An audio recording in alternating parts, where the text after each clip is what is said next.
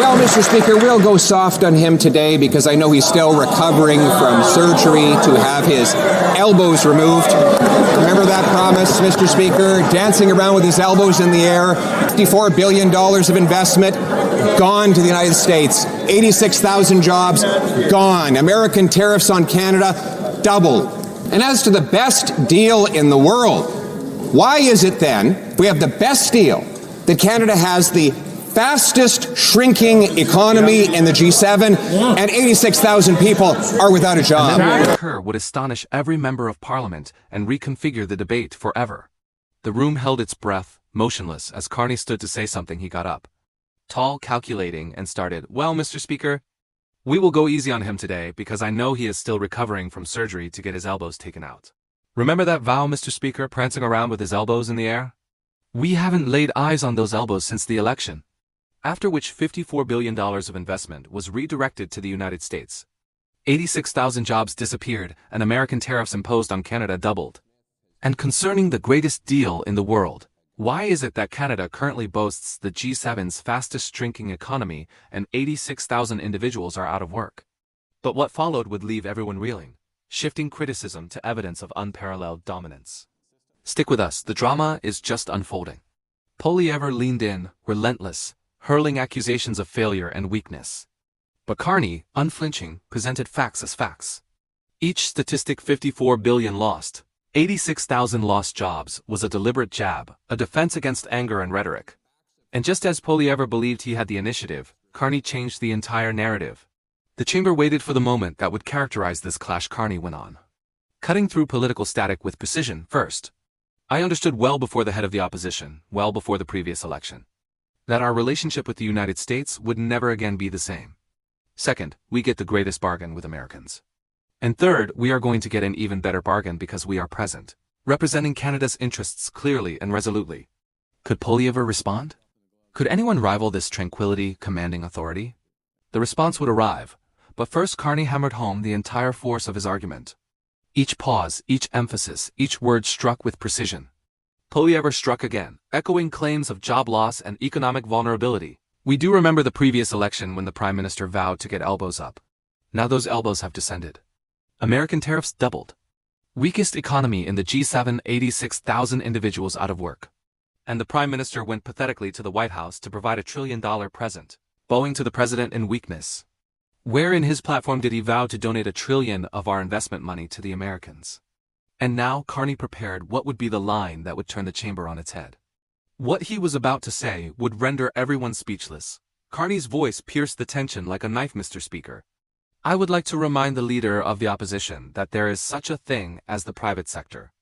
The private sector will decide whether or not to invest. The private sector, no matter what the greatest deal in the world is, will invest in this nation, and we will construct Canada. Laughter rang out, but it wasn't joking. It was evidence of dominance. Carney wasn't responding. He was instructing.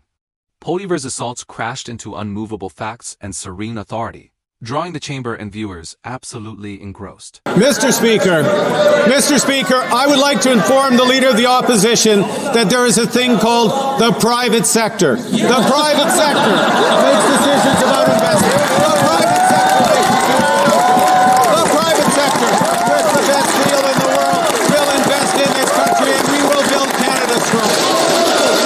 And just as it appeared Poilievre was going to get back in the saddle, Carney's follow-up words struck like a lightning bolt. The room hung on his every word. You won't believe what he said next. Carney's voice rang out clear. Unflinching, we have the world's best deal with the Americans. Plain, crisp, unshakable. Whereas some seek to win points with vacuous words, we remind the nation that Canada's economy rests upon solidity, not slogans. The room held its breath, the tension palpable. Could Poilievre repel this? Could anyone overturn the peace, commanding presence that now dominated the room?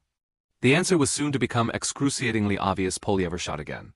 At the auto industry, the workers, the billions in lost investment, the Right Honourable Prime Minister.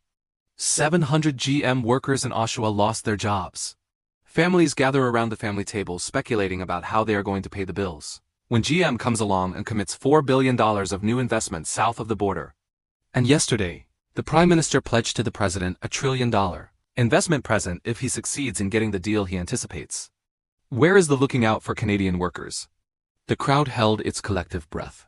Could Carney survive the barrage? Could he flip accusations into irrefutable evidence of leadership?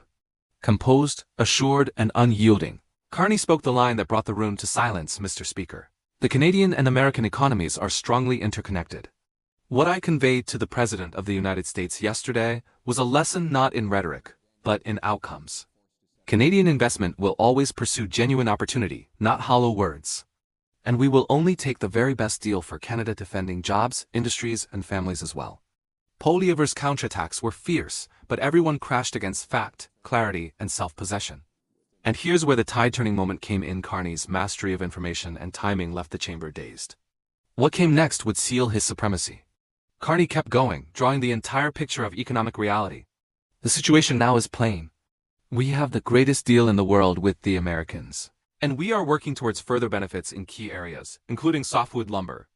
We will settle for nothing but the best deal.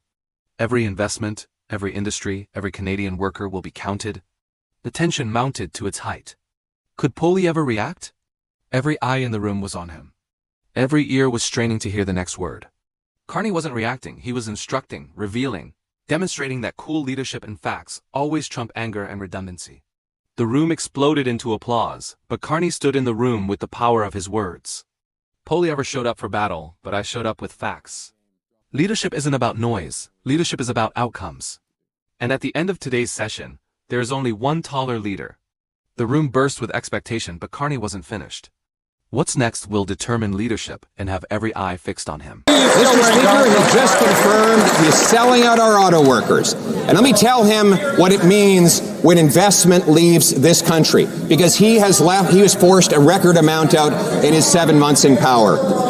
The 700 workers at the GM plant who lost their jobs in Oshawa, they can tell him about investment that is left. They're sitting around the dinner table wondering how they're going to pay their bills while GM announces $4 billion of new investment south of the border. So while the Prime Minister promises yet another $1 trillion gift to President Trump, why doesn't he look them at those workers in the eye and explain to them why he betrayed them? And then arrived the moment that would seal the session. All eyes in the room were glued to Carney, all ears leaning in to hear the words that would determine the fate. What he would say next would not only respond to Poilievre but overshadow him. Carney spoke with the cogency of someone completely in charge. Mr. Speaker, the situation now stands thus.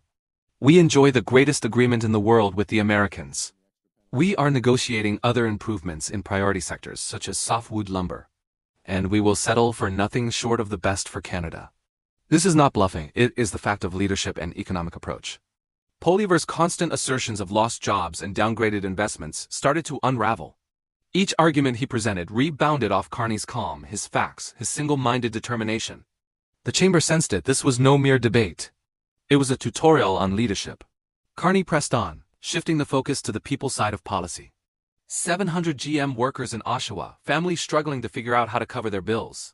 Billions of dollars departing Canada. These are not statistics. These are lives, livelihoods, and futures. Where promises had been made elsewhere, Canada is built on facts, not slogans. And those are what we stand and march on.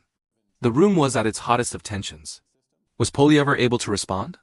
Was anyone able to counter the accuracy, the serenity, the superiority Carney now exuded? The answer was evident. Carney had already won the battle, converting attacks into lessons and criticism into evidence of ability. He drove the point home, focusing on outcomes rather than noise. The Canadian and U.S. economies are aligned. What I put in front of the President of the United States yesterday was a lesson not in a fit of rage, not in politics but in outcomes. Investment is attracted to opportunity, not promises. All sectors, all workers, all families count. Canada will prosper and Canada will be strong. The room exploded not merely in applause, but in recognition of Carney's unshakable dominance. Poilievre had arrived prepared for a fight, but facts, calm, and vision prevailed. Yet the final lesson still to be delivered. What transpired next would lock in the victory in full view of all who watched. Carney finished with unmistakable authority. Leadership is not shouting the loudest. Leadership is bringing results. Today that lesson was clear. Poilievre attempted to strike, but Canada is tall. Facts are stronger, strength is unbreakable, and the future is guaranteed by clarity, guts, and strategy. When the applause had rung out, the burden of the session had settled. The tale was obvious. Carney didn't simply defend, he dominated, instructed, and demonstrated that calm, fact-driven leadership wins out over rhetoric and redundancy. Did Carney just have his biggest performance yet in Parliament? What are your thoughts on the showdown and the future of Canadian leadership? Leave your comments below. And don't forget to subscribe to Canada Vault for additional political analysis, stunning moments, and analysis you won't find anywhere else. Stay with us because the narrative of Canada's political arena is far from over.